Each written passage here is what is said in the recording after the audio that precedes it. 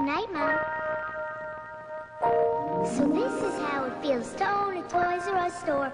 Every toy I ever dreamed of, plus 18,000 more. If your child is dreaming about Nintendo, the control deck with bonus game pack is only $79.97 at Toys R Us. Zapper light gun just $24.99. Game cartridges from $29.99 each at Toys R Us.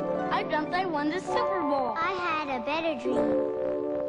Toys R Us. You'll never outgrow us.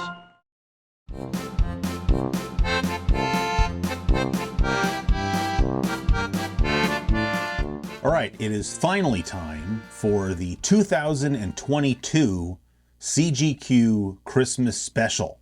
So once again, unfortunately, getting it out kind of late, but that's okay. That gives you a chance to watch everybody else's first. And I've got a beer here that I'm going to drink.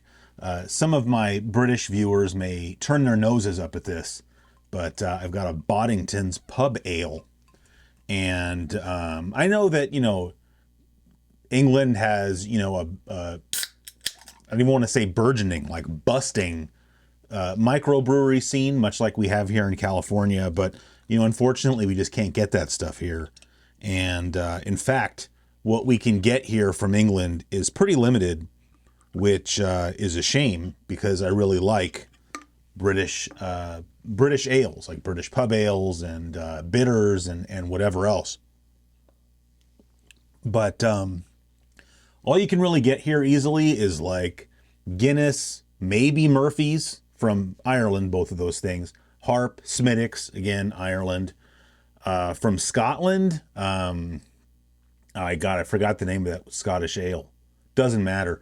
And then from England, it's Boddington's, and then is Old Speckled Hen, is that English or Scottish? I can't remember.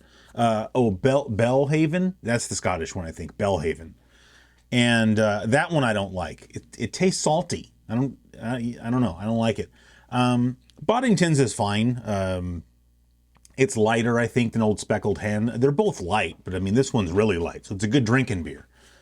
And whenever I see Boddington's, it's not ironic, I guess, but it's interesting that I enjoy it now, because when I was this was like in the late 90s, I started hanging out in this bar, and it was the only bar really in my whole life that I've ever been like a regular at. Like I'd go in there and I kind of at least a little bit knew the other regulars. I knew the bartender. And I've never really ever done that again. And one day I'm hanging out in there. Like I used to hang out in there before I was even drinking age, because it was like a pool hall, so you didn't have to be 21 to get in there. And so I used to just after I would get out of class in community college, and I would just go hang out in there, because this is back when you could still smoke inside. And I used to just hang out in there and smoke, and they would always have ESPN on the TVs. And I would just get soda, and they never carded me, and I never tried to order a beer before I was old enough. So, but anyway, so I'm in there one day hanging out. I think I had my friend with me, and we're sitting at the bar. This is after I was old enough and I was drinking beer. And there was this British guy, sitting kind of around the corner, from me, on the other side of the bar there. And I don't remember what I was drinking, probably something not very good, because I didn't have good taste in beer at the time. And they had just gotten Boddington's on tap. And so this guy's telling me oh, you got to try a Boddington's. And I was like, I don't, I'm good. Thanks. I got whatever I like over here. And he tells me, he's like, look, just order a Boddington's. And if you don't like it, I'll buy you something else. And I was like, well, but he was being kind of pushy. And the only thing I remember about the guy, like I said, he was a British guy. And where I lived was not some cosmopolitan city. And so the fact that there's even a British guy hanging out in the bar, I was kind of who are you? Not in a bad way, but just where'd you come from? And just because of the time, like I said, this was 1998. And I don't know why I just remember in my head thinking that the guy, he looked kind of like the guy from Chumbawamba. If you remember that song, Chumbawamba. They were kind of a one-hit wonder here. Maybe they were a one-hit wonder in England too. I don't know. But anyway, so I'm like, okay, fine. And so, I order the Boddington's. And one thing that's important, so Boddington's is nitrogenated. just like Guinness is. So it doesn't have CO2. So it's not real bubbly. It has almost more of a creamy feel to it. I don't know how, if you've never had something that's nitrogenated, then I don't know how to explain it to you. But it's not fizzy, but it's also not flat, if that even makes sense. I'd never had anything like that, I don't think. And so I drink it and I'm like, oh, I don't like this really. I didn't like it, but I think I also kind of didn't want to like it because the guy was being kind of pushy about trying it. But and so he ended up, I mean, he was a man of his word. He got me something else. But I just remember kind of, it made me, thinking back now, I kind of feel bad because I was kind of maybe a little bit of a jerk about it, I think, although I guess so was he. But then now I actually like Boddingtons, you know. So like, I wish I could, you know, find that guy and tell him like, hey, I like Boddingtons now. But then he would be like, yeah, I don't care, you know. And then while we're talking about food, you know, every time Christmas starts rolling around, like, you know, Thanksgiving or something, since I mentioned, I don't know how many years ago it was, I mentioned Christmas Crunch and, you know, how much I enjoyed Christmas Crunch. I always have people now that are kind of like looking out for me. Like at least 2 or 3 people reach out to me. Hey, did you find Christmas Crunch? Because maybe they found it where they live, and if I can't find it, they'll send me some, which I appreciate. We did have Christmas Crunch around here this year, but I chose not to get any. I mean, I know it's Christmas, but there's just already so much junk food that I chose to skip it this year. But the other thing that I did not choose to skip, and I can't remember if I mentioned this before or not, but the other thing that I really, I guess, I don't want to say I crave it, but it's like a Christmas tradition food for me is peppermint stick ice cream. And I think there's one brand now, it's like McConnell's, it's called. They sell it down, or well, they sell it everywhere, but it comes from like Santa Barbara, which is pretty far away from me. It's like the opposite side of the state. And I think they have it year round, but like I would never get, because I think they just call it peppermint instead of peppermint stick. And I mean, you can get peppermint patties all year round. If you go out to like Denny's or something, they probably still give those to you with your bill. Maybe not Denny's, but I only get it during Christmas. And sort of the person that got me into peppermint ice cream was my grandfather, who was like huge into ice cream. Like that was like one of his main, like he ate a lot of cheese sandwiches. He loved breakfast cereal. I think I inherited my love of like sugary breakfast cereal from him. And he also was like really big into ice cream. Like if I went over to my grandparents' house, there was always ice cream in the freezer. And I think his favorite year-round ice cream was mint chocolate chip, which probably has something to do with why I like mint chocolate chip so much. Although I'm very picky about it needs to be green, which sounds stupid, but it's just like, this is what I'm used to. I feel like now there's this trend with ice cream where like they don't make mint ice cream green anymore because it's like artificial coloring, but like who cares? So like if you get like Breyers or something, which is like at least a little bit more of a medium shelf, maybe not top shelf ice cream, you know, they don't dye it green because like, you know, they're better than that or whatever. But like if you go to like Baskin Robbins or 31 Flavors, they still dye it green. But the other thing that's important is it needs to have like those little tiny chocolate chips where there's like a ton of them in there. It's almost more like they just like, it's like chocolate shavings or something instead of chips. Because again, I'm not trying to pick on Breyers, but they put these pretty big, they're like big flat chips. You know, they're like probably a 1/16 of an inch thick. And then, you know, I don't know, 1/4 inch by 1/4 inch or something. And I mean, they're fine. They're good chocolate chips, but it's just like when I want like mint chocolate chip ice cream, it should be green and it needs to have like the shaved chocolate in it. But anyway, every Christmas, he would always have peppermint stick ice cream. You know, my grandmother did all the shopping, but she would always make sure to get it for him. And I don't remember if the ice cream that he ate was pink. Like sometimes it's pink, sometimes it's not pink, but then it has like the little bits of peppermint stick in it. And I remember whatever he got had little crispy pieces of peppermint in it. This McConnell's that I get, it has like little pieces of peppermint stick in it, but it's like they've just gotten soft and so they're not crispy. But I don't know what you'd have to do to a peppermint stick to make it stay crispy in ice cream, because that's not natural. Not that I care. But anyway, so I got a couple of I got a couple of those this year. I don't know how, I think this might have just been a West Coast thing, but we used to have this chain of drugstores here called Thrifty. And one of the things that Thrifty was known for, and I feel like I might have already told the story, but whatever, is that Thrifty had an ice cream counter, right? So you could go up there and you could order, an ice cream cone or, 1, 2, 3 scoop ice cream cone. You could get like a hand-packed pint.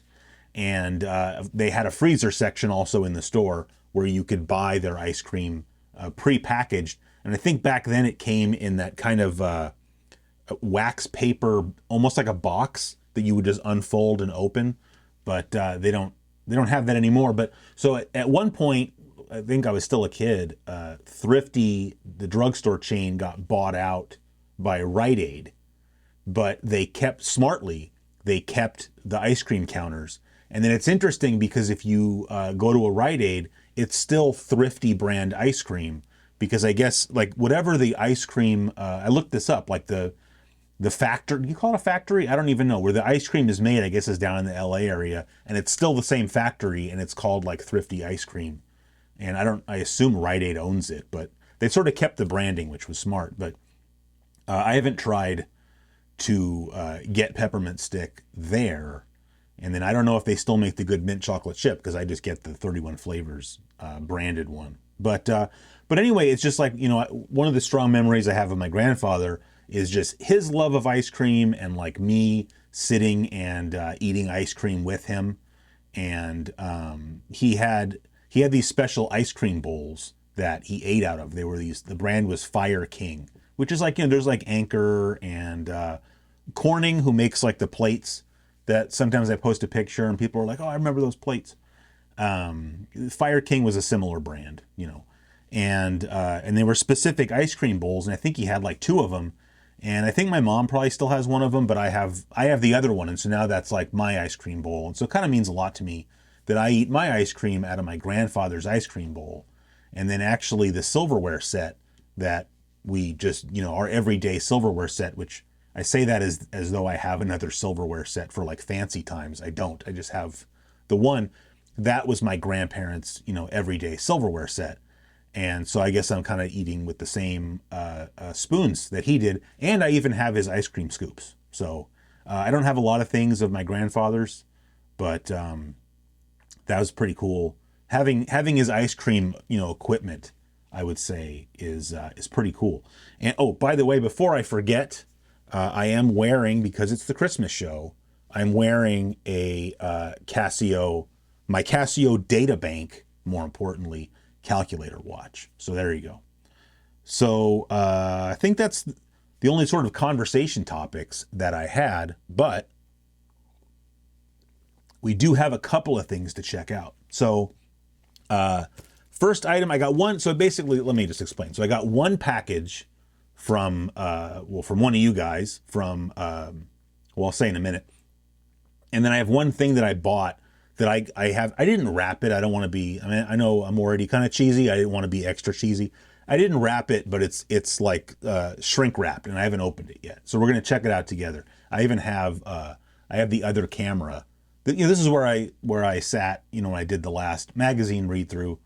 And so I have sort of the camera that looks down already running so that we can check it out.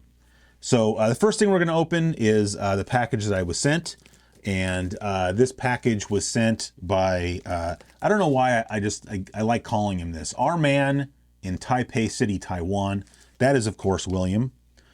We've gotten many postcards from William, and we've gotten packages from William before. And I already know, I guess, some of what's in here. We were talking, he hangs out in the Discord, which, by the way, I feel like everybody knows this by now, but yes, we have a Discord, and if you would like an invitation to the Discord, all you have to do is send me an email, cgquarterly@gmail.com. And anyway, we were talking about a specific game, and I mentioned that I didn't have it. And he says, oh, I can get that for you, easily. You want me to send you a copy? And I said, sure. Of course, I tried to pay him. Of course, he won't take it. That's how things go. But obviously, there's far more in this box than just the games. So, And he did the same thing last time. He sent me a bunch of candy. You know, he lives in Taiwan, right? So he has access to candy that I don't have access to necessarily here without going to some specialty store far away. So we're going to check out the candy we've got here. So I already see on top, I don't know if I ever mentioned liking this candy or if he was just taking a shot, but I like this candy very, very much. I don't know how to pronounce this necessarily. Copico, I don't know. It's coffee candy. Like, it's like hard candy. This is a candy where, like, sometimes if I go eat at like a Chinese restaurant, I think it was a Chinese restaurant, like I was just saying about the peppermint patties on the bill, there was a restaurant I would go to where they would give you these on your little tray instead. And it's just really good. I don't know what this means down here. It says extra besar. I don't know. It's extra. Maybe does that mean it's more like it's stronger? Oh, it says on the back, now extra big. So I never ate one of these and thought like, wow, I wish this was bigger. But who says no to candy that's bigger? You know, obviously that's awesome. And I don't know what we got. This is some kind of, are those blueberries? I think those are blueberries on the package there. These are some kind of gummy. And you can kind of see the picture of the gummy there. I don't have the autofocus turned on, so if I go like that, it's just going to be blurry. I'm tired.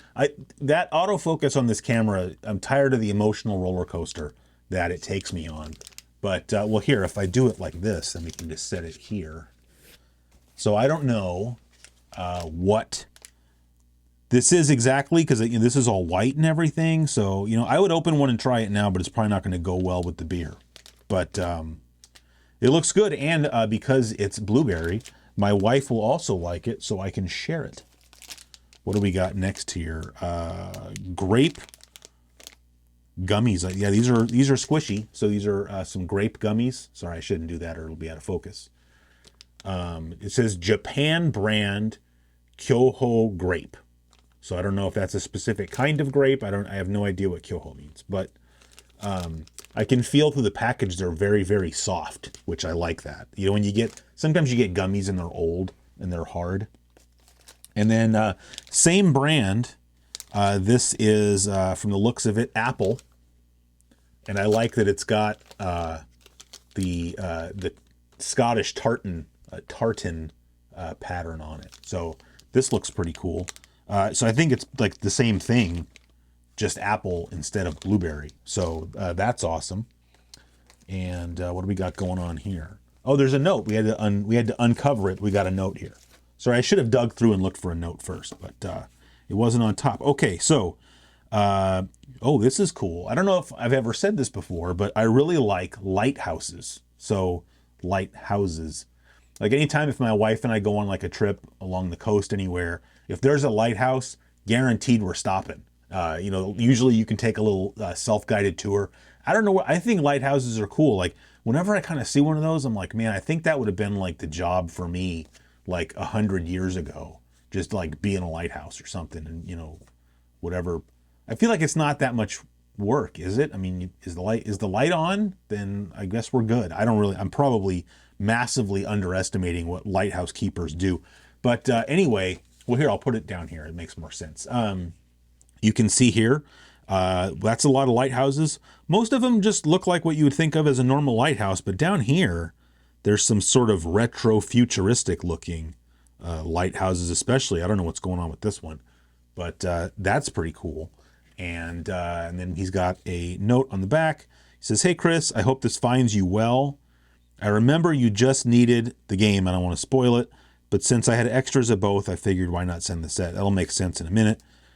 He says, "I'm guessing you'll receive this after Christmas." Wrong. "So I hope your Christmas was filled with retro goodness. Best wishes, a friend and a fan, William, our man, Taipei City, Taiwan." Thank you. So, okay, next thing. Oh, wow, check this out. Okay. This is not candy, I suppose, in the technical sense. Whole wheat pineapple cake. I mean, pineapple upside down cake. I don't know if you guys have ever had like pineapple upside down cake. Where I work, the cafeteria used to make these little personal sized pineapple upside down cakes, where it was like, you know, the size of like a muffin. and it just had one little circle of pineapple with like one cherry in the middle. Oh man, they were so good, and they quit making them. But so I'm sure I'm going to enjoy whole wheat pineapple cake. And then I don't know, there's another one in here. Is it the same? Yeah, it's the same. But that's good because I have no doubt that I'm going to like it. And I feel like this is like a little bit soft, so this also makes for excellent packing material, sort of based on where it was positioned in there. So that's cool.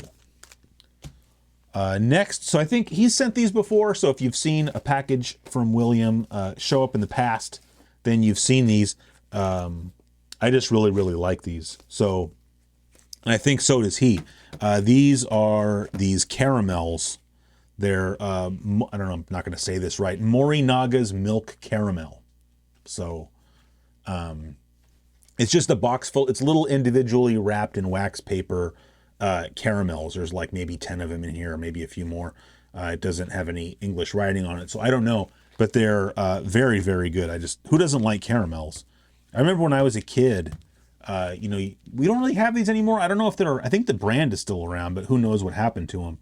There's that brand Brox, like Brachs. And when I was a kid, you'd go to the grocery store and they had like the bulk candy. It was all Brox candy, but you would just get a bag and you could put anything you want in there. And there was like the Brox caramels, and there were like the little, I like those cinnamon balls. They were like it's like a mini jawbreaker, but it was cinnamon flavored. I like those quite a bit. But you don't ever see those anymore, so I don't know why. So then we get to the two games that he sent, which don't need that anymore. Like I said, I already know what they are. I actually already have one of these games, so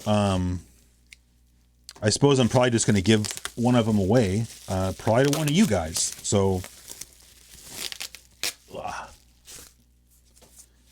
a lot of unwrapping to do here.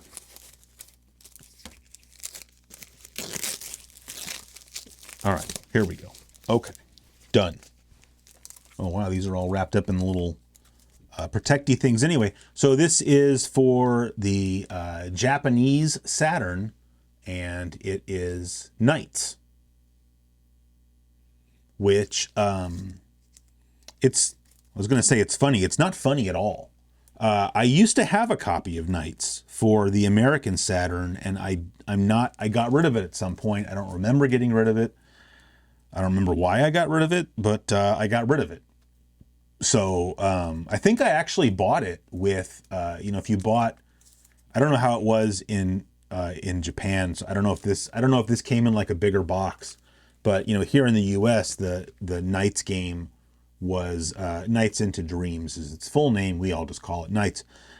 Came packaged with that 3D controller that had the analog, wasn't even really a stick. I don't know what you call that thing, but cool controller. It came bundled with that in like a larger cardboard box, but it still had that normal sized for us gigantic jewel case in the box with the controller.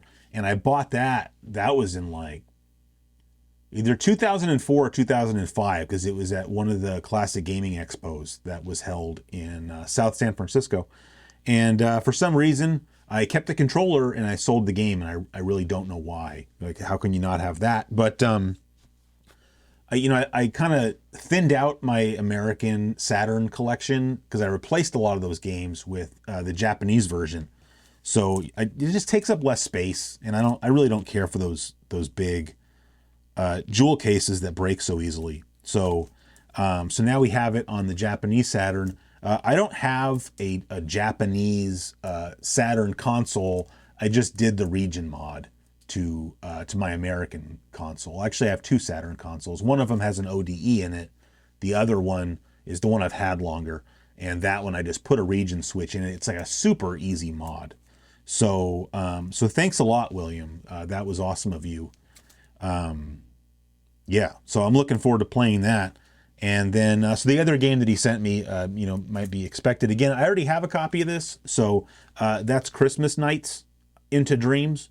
So basically what I'm going to do is if you have, this is all I'm going to ask. Please don't ask me for this game if you don't have the means to play it. So either if you have a Japanese Saturn or you have a region modded Saturn, If you'd be interested in having a copy of Christmas Nights, just send me an email, cgquarterly@gmail.com, and I'll wait until, we'll say New Year's. How about that? New Year's Day.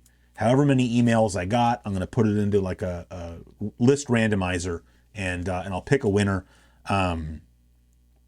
Yeah, and I'll even say, if you don't have to even live in this country, I'll send, this is small enough, I will send this anywhere in the world. William paid to send it to me here. The least I can do is pay to send it to anybody else, anywhere else. So there you go. Thanks a lot, William. That was awesome. So the only other thing that we have here, but I think it's very, in my mind, it's very appropriate for a Christmas special, even though it's not Christmas related, really, is I got this book, and it's still shrink wrapped. So we're going to look at it a little bit. I'm not going to do like a full read through, because first of all, it's a big book, but second of all, this is somebody's intellectual property, and if you want a copy, you should buy one. But this is, and just to be clear, I bought this. This is NES Works 1987 by Jeremy Parrish. I don't know Jeremy Parrish. I don't know. I bought this from Limited Run Games, so I guess that's who is dealing with distributing it. I don't know them either, so I just ordered this like anybody else could. But I was excited to get it because, as you may know, if you're a regular viewer of the show, 1987 is the year that I got my NES. And so this is the third book that he's written on NES games, because there's an NES Works for 85 and 86 as well. And I do have both of those. And I guess, I don't want to say anything that makes it sound like I'm dragging anybody else's book. There's a lot of, one of the nice things about sort of this boom in, popularity of older games is that you get a lot more stuff like this. And so, there's companies like Bitmap Books and others who are putting out a lot of cool books. But what I like about Jeremy Parrish's book, let me get that in the frame there. There you go. What I like about his books is that, it's not just a collection of like, well, here's the games that came out, here's the box art and a few screenshots and a little blurb about the game next. He really does his research and talks about each game in depth. So, some of these other books that other people have come out with, they're perfectly fine books. Some of them would make great coffee table books. Because, it's just like I said, here's a bunch of box art, maybe some screenshots, or like I said, a quick blurb about the game. These books that Jeremy Parrish writes are really more of like, I really want to learn. If you're someone that likes watching, my main channel, especially the big videos, because, you want to learn something, you're the kind of person that maybe would enjoy these books, or maybe not. What do I know?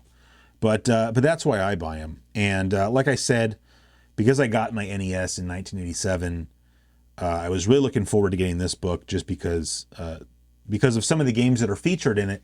And I mean, there's some real heavy hitters in here. And in some ways, I think that 1987 was like the coming out year for the NES. 1987 and 1988, I feel like 1987 is when some real heavy hitters started appearing on the console. Because when I think about that, like 86, we got Super Mario Brothers and Gradius. Those are like the two big games I can think that are like, wow, both of those. Everything else was, what I think like Tag Team Wrestling came out, which, and then it was a bunch of the black box Nintendo games, Donkey Kong and stuff like that. Like those are good games. That's okay, but was that really going to sell consoles? I don't know. I think Super Mario Brothers, which I think came out like June, I want to say, of 86, that's going to move some consoles, I would say. It's the first Nintendo game that I ever saw over at somebody's house. But I think in 87, we got, I don't want to say a deluge, but, as you can see on the cover of this book, you've got, pro wrestling, which, I mean, pro wrestling is pro wrestling, but a lot of people, really fondly remember pro wrestling. But, you got like track and field, which again, like if you don't like track and field, that's fine. but that game was hugely popular when I was a kid. But then, like, here you've got Castlevania, Kid Icarus, The Legend of Zelda, Metroid. What else? Someone's going to yell at me if I skip something. But there's more. Mike Tyson's Punch-Out. So, and then, I mean, there's personal favorites of mine. Like, there's Solomon's Key. I love Solomon's Key. Arkanoid. There's Stadium Events, which, maybe not a great game, but, I think that's the most expensive game on the NES now. There's Super Pitfall, which is a personal non-favorite of mine. Spy Hunter, a lot of people are not big on the NES version of Spy Hunter, but I liked it well enough, but then I was just a kid, so... So yeah, anyway, I figure we could just flip through this a little bit, not because I'm trying to get anybody to buy the book, because I really don't care if you buy the book, but I don't know, just to talk about some of the games a little bit more, and just so we can check it out. If somebody sees this and wants to buy the book, that's great. If you don't, that's okay too. That's a cool picture. You know what? One of the things I like about this picture is these boxes are not in perfect condition. You can see like the boxes are roughed up, because it's just not important. And honestly, it looks more, legitimate's not the right word, but authentic is the right word that way. Trojan by Capcom, which I don't remember ever playing that game when I was a kid. It looks cool in the screenshots. I'm not sure I've ever played this game at all, actually, to be honest.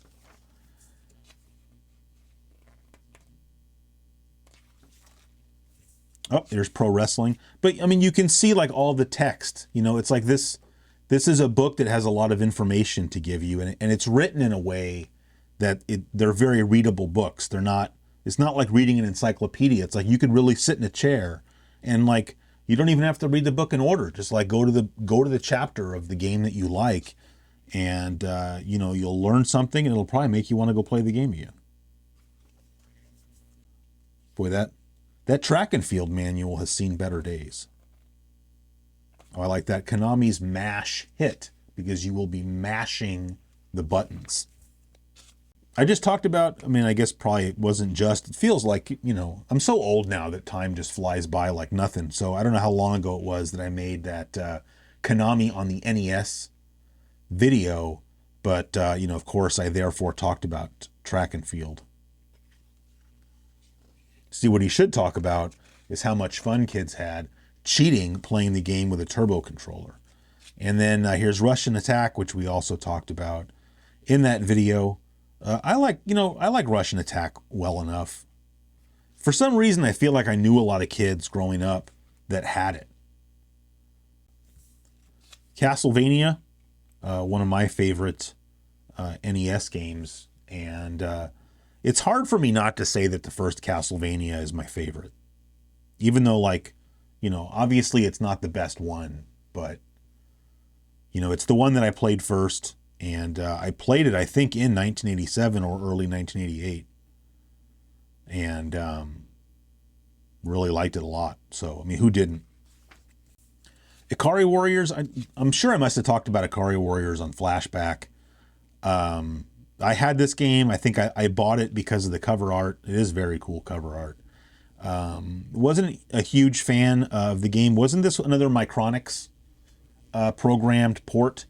And I like the Abba Dabba Do, because, ABBA was the cheat code. Like, if you got game over, you just hit ABBA and it would just, start right back up. Or, it was like a continue, but you had an unlimited supply. And, in the arcade, Ikari Warriors used a spinner controller, a spinner stick. And, of course, you couldn't have that at home. So I was not really a huge fan of the game. I would play it just because I didn't have that many NES games. But, and I would use the ABBA code quite liberally just to help get myself through it. But, I wouldn't consider it to be a very good game. Solomon's Key, again, like I said, when we looked at the cover, this is just one of my favorite games on the NES. When I was a kid, my best friend Jonathan had Solomon's Key. I remember watching him play it. I don't know. I just think it's such a cool. I love the atmosphere of the game and the music, but it's also just a really cool game. And I talked about, I think it was on the last magazine read-through. I talked about Solomon's Club on the Game Boy, and that if you like Solomon's Key, you should definitely check out Solomon's Club. And this was an arcade game, a Tecmo arcade game. So, I mean, if you play it, the arcade version, obviously the graphics are a little bit better. Kid Icarus, again, my friend Jonathan had Kid Icarus. He let me borrow it at one point after he was done with it. And it's the first NES game, or that makes it the first of any game that I played to completion. And I'm sure I must have used. I forgot. Does Kid Icarus give you unlimited continues? I think it might, because I know there's a cheat code you can put in, but I didn't use the cheat code. But I think I used the fact that it had unlimited continues, if I remember correctly. And I know it was one of those deals where, like, I left my NES turned on and just, like, you know, turned off the TV, because I didn't beat it in one sitting. I think it took me a couple days. I will say, though, it's a game where I go back and play it today, and you know, you get that nostalgia hit playing it, but I don't. If not for the nostalgia, I don't think I enjoy it that much. It's not like if I go back and play Castlevania, yeah, I get the nostalgia hit, but it's also just an awesome game. But Kid Icarus was a pretty frustrating game. Oh, Elevator Act. See, it's funny how many of the games that I grew up with that I owned, or, you know, that somebody bought for me, are in this book, because here's another one, Elevator Action. And I don't remember ever playing Elevator Action in the arcade, so I'm not sure why I wanted it for the NES. It was one of those deals. I don't remember if it was for. I don't think it was for any. You know, I don't think it was my birthday, or I don't know what it was. I remember just going to Toys R Us with a parent, and it was one of those deals where, like, okay, just pick one. And I picked Elevator Action, and I don't know why, but it was another one of those games. I brought it home. It was kind of disappointing. Like, I played it for a while, and it was okay, but it just kind of got old fast. You know, it's just like, I think, you know, I had Zelda at home, and I really enjoyed more of that sink your teeth into it kind of adventure game. And, you know, I feel like I didn't want arcade style games, and yet for some reason I kept, unknowingly, I guess, picking like arcade ports. But I mean, it's a cool game, you know, I guess, but it's just, you know, it's one of these arcade games that you're really just playing for score. And it's too bad he didn't talk about Elevator Action Returns at all in here. I only say that because there's been some other chapters where he's mentioned sort of where the series went, but I mean, he may have. Oh wow, look at this. Perhaps the true miracle of Elevator Action, a Micronics game worth enjoying. Nice to see somebody else throwing some shade at Micronics. The Legend of Cage, I feel like I have some kind of memory of this game that, you know, is unclear. I don't know if I ever rented this game or if I had a friend that had this game. I definitely feel like I played it when I was a kid, but I don't remember under what circumstances. But who cares? Because here is The Legend of Zelda. You know, I've already told the story. We don't need to go back through it in detail, but, you know, I got The Legend of Zelda with my NES. So, if I made my list of like top 5 or top 10 NES games, Zelda might be number 1 for me. Favorite games, not what I think are the best. I mean, I don't even know what I need to say about it. I just remember the gold cartridge, because I'm not sure I knew that it was a gold cartridge until I opened it and took it out, which was like, wow, you know, like, why is this cartridge gold and my Super Mario Brothers cartridge is gray? You know, like, it was like a cool mystery. Oh, and then there's the classic series Zelda, which came in a gray cartridge. Probably to save, you know, 7 cents or something like that for Nintendo, but whatever. And then here it is on the Famicom disk system, and then here, I guess, is a Famicom cartridge. I'm not sure I knew that it came out on cartridge. Metroid, another game that my best friend had. So I used to watch him play it. I don't remember if I ever borrowed this one from him or not.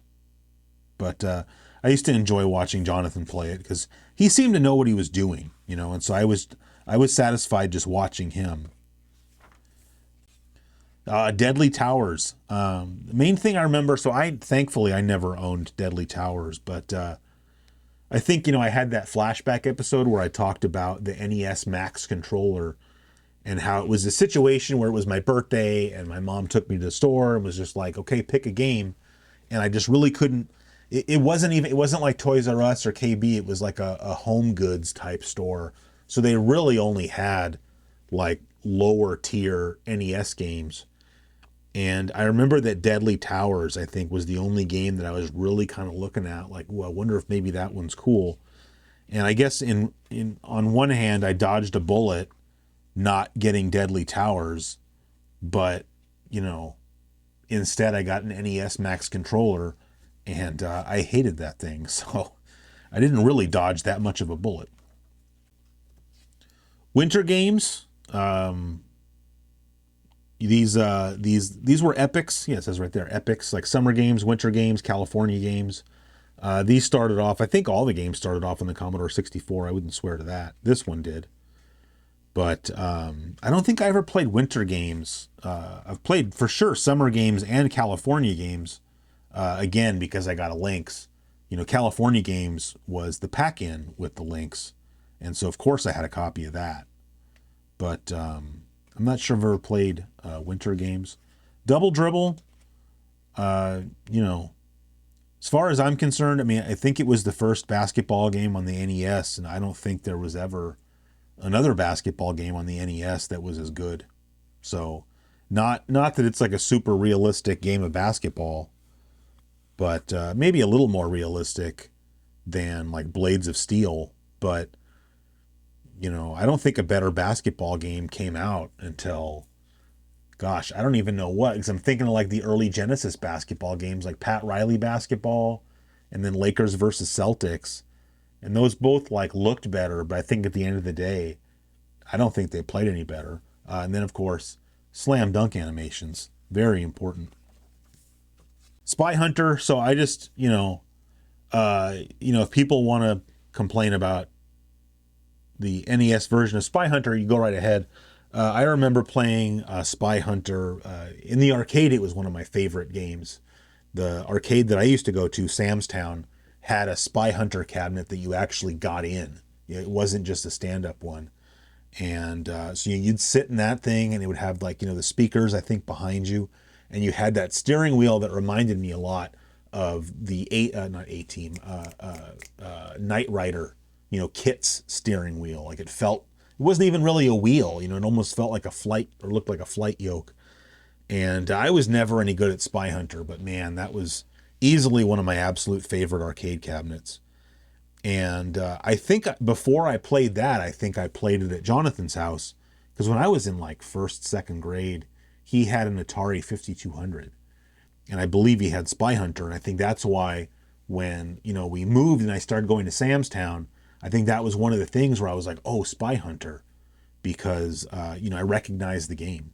And anyway, I remember later, when Jonathan had an NES, he had Spy Hunter on the NES, and we used to play it. And I don't remember ever, you're talking about when I was like 11, 12 years old. So it's not, I didn't have that critical eye, but, I was just happy to play what I thought was at least a reasonably good looking version of Spy Hunter.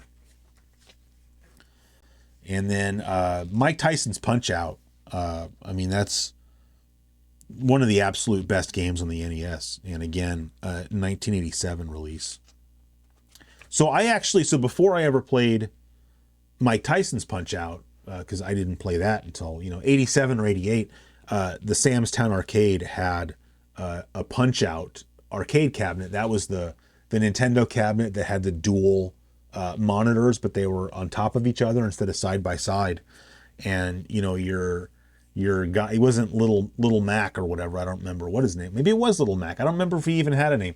But it was that green wireframe boxer, and you kind of saw through him. And I remember trying to play that game. I just didn't know what I was doing. And I couldn't tell you the last time I played that game in the arcade, so I don't even really remember Like why, I don't know if it was hard because it was hard or if it was hard because I sucked at it, is I guess what I'm trying to say. Still one of my absolute favorite NES games. I mean, who doesn't feel that way? Just the cast of characters was, just so unique and interesting. And some of them were, very stereotypical in some ways, like Soda Popinski, who in the arcade I think was Vodka Drunkensky. And then, of course, here's the re-release where it was just Punch-Out. They took Mike, they see dropping the Mike, because they took Mike out of the game, because of his legal troubles, we'll just say. Goonies 2. So, it's interesting. I don't know if I'm sure I've mentioned this before on the show about Goonies 2, but, of course, we were all big fans of the Goonies movie when we were kids. And I always just thought that the game was called Goonies 2 because maybe it was like a sequel to the movie, right? Like I didn't know that there was a Goonies game that only came out in Japan, right? So I just thought, oh, it's Goonies 2 because it's, follow up for the movie or whatever. But it's a very interesting game. It's not a game, in my opinion, it would be a difficult game to try to beat without a guide. I feel like I play the game, I don't even know what I'm doing. I don't remember what the premise of the game is because you can see that, I mean, you're going to places that have nothing to do with what happened in the movie. But it's a cool game. The main theme of the game is like an 8-bit, chiptunes version of the Cyndi Lauper song, Goonies Are Good Enough. So that's pretty cool. But it's worth checking out. But if you're thinking that you're going to be playing, a video game version of the movie like you would if you were playing Prince of Thieves, you're definitely not. So here's Super Pitfall, which I have to give Jeremy a lot of credit for, his wittiness with these chapter titles.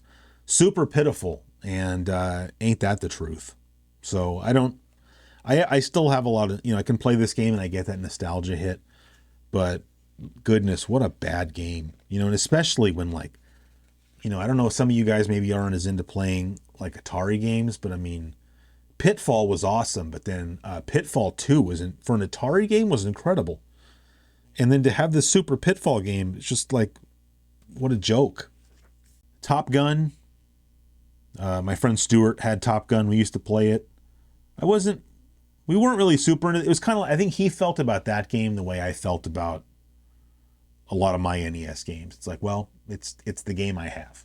So we used to play it. I just watched recently, Friday Night Arcade, I think kind of a long time ago maybe, did a video about Top Gun that I watched.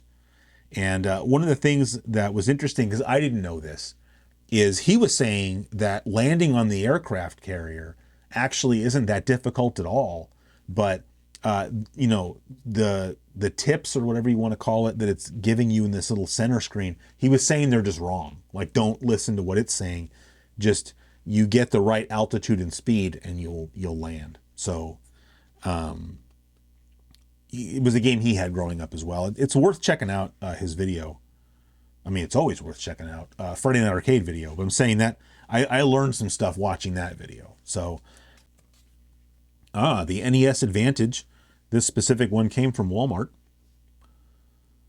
I only knew maybe one or two kids that had an NES Advantage. I don't think Jonathan ever had one. I definitely never had one. The thing with the Advantage, I remember when it came out, it was $50. So it was like you could have a game, like a new game, full-priced game, or you could have the Advantage. And to me, that wasn't even a question. Like, of course I want a new game. So, but I mentioned this, I think, in that Konami video that whenever I look at the NES Advantage, I just think of track and field because we use the NES Advantage to cheat at track and field. So here's Wizards and Warriors, another game that I remember playing over at Jonathan's house and really mostly watching him play. But this was an early game that I picked up for the NES. Back in the 90s when I got back into playing NES games. I might have gotten it, I think, as part of a friend's collection. The game's not perfect, but I think it's just a game a lot of people have a lot of fond memories of. And same here. Like it's not a perfect game, but I still think it's fun if you just sort of take it for what it is. Oh, the first Mega Man. Was that on the cover? I feel like I would have mentioned that. Oh yeah, there it is. I just missed it.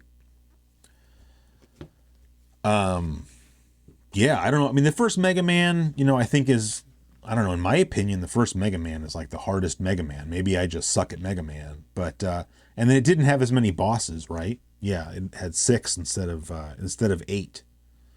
But, man, I just, one of the absolute greatest franchises on the NES, in my opinion. And it's weird, like, with any of the non-NES versions, not versions, but iterations, I guess, of Mega Man, there were several Mega Man games on the Super Nintendo, and then the Mega Man X series continued on the PlayStation, and then the PlayStation also had, was it Mega Man 8, I want to say? And I remember I had Mega Man X4 it was one of the first PlayStation games that I bought just because I just saw like, oh, Mega Man. But it just, for me, it didn't bring back the feeling that I had playing the NES Mega Man games. And the only one I ever had for the NES actually was Mega Man 6. I used to play Mega Man games over at Jonathan's house or watch him play. I think I must have borrowed at least one of them from him. But the only Mega Man game I ever bought was 6 because I found it at KB Toys in like their little clearance bin for $5, if you can believe that. But that would have been probably in like 1995 or something. I mean, you could make the argument that of all the franchises or game series that released in 1987 on the NES, you could say this was the biggest one for the NES. With the 6 Mega Man games that the console got, maybe just within that period of time, maybe that was a bigger deal than Castlevania. I mean, I think looking back at it now, I think Castlevania is the bigger deal. But, speaking only of the NES, I'm not sure that's the case. But I don't know, maybe that's about, we need to keep going. Castlevania Beyond NES. So this all kind of seems like it's almost like bonus material. Ooh, Castlevania Chronicles for the PlayStation. Super Castlevania 4, my favorite Castlevania, even though I don't think it's the best one. Oh yeah, there you go. There's the original Goonies. That's what I was talking about. So I don't think I've played the original Goonies. I'm sure there's got to be a fan translation of this available. But again, this is why what we got here was called Goonies 2, because in Japan, it was Goonies 2. Oh, what is that? A Indiana Jones game? I didn't even know about that. Is it good? I mean, it's Konami, so it's worth checking out at least, right? What else we got here? Elite Cosmogenesis Genesis. I don't even know what that means. Talks about region locking. And anyway, like I said, there's just more sort of bonus Mega Man Legends, bonus stuff in the back. But just really cool book. And then here they talks about some of the other books that he came out with. He seems like he's, mostly focused on Nintendo stuff, but I know just from seeing his Twitter posts that he's been working on some Sega SG-1000 stuff, because he even mentions down here, coming soon, Segaden Volume 1, the SG-1000. But like I said, I've got his NES Works 85 and 86 books. He's also got a couple of Game Boy Works books, Super NES in 1991 book, and then a Virtual Boy book, which I don't know, seems like an odd choice for something to focus on, because really, how many people are that into the Virtual Boy? I don't know. But anyway, like I said, I appreciate the work the guy does, and that's a very cool book. And it's much thicker because more games came out in 86, or 87 rather, than in 85 or 86. So there you go. So I don't know if that makes for a good Christmas special video or not, but it's the Christmas special video that we have this year. So I hope you guys all have a good Christmas and a Happy New Year. And I am working on a magazine read through right now. In fact, I have the magazine here underneath all of this candy. And it is PSM, Let me get that centered. PSM issue number 4 from December of 1997, which is the Christmas issue. I thought maybe I could try to get another magazine read-through out before Christmas. Definitely not going to happen. Maybe it'll be out next week. I mean, to me, like, the week between Christmas and New Year's is still the Christmas season, so that would be okay. But whether it'll even be out by then, who knows? So that's it. That's going to do it for this special Christmas episode of CGQ Plus. As always, thanks for watching. Once again, have a Merry Christmas and a Happy New Year's, and I'll see you guys next time.